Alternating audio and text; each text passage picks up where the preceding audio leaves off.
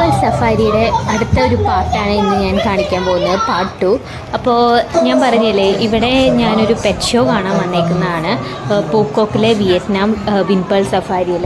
അപ്പോൾ ഇവിടുത്തെ പെറ്റ് ഷോയൊക്കെ ഭയങ്കര ഫേമസ് ആണ്. അപ്പോൾ ബേർഡ്സും അതുപോലെ ആനിമൽസിൻ്റെയൊക്കെ നമുക്കിവിടെ ഷോ കാണാനായിട്ട് പറ്റും.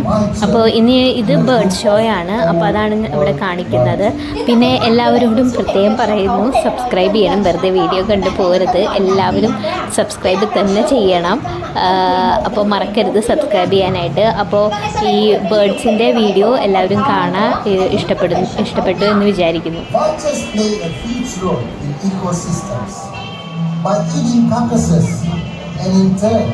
Reducing the spread of. Có nhìn thấy không ạ? Trước mà bạn ấy di chuyển thủy rất là đáng yêu đúng không ạ? Người bạn này sở hữu cho mình một đời trăng. Ngay cả khi đam mây. Kính thưa quý khách, như nữa sông và ven biển, nên thức ăn yêu thích của các bạn ấy sẽ là các loại cá.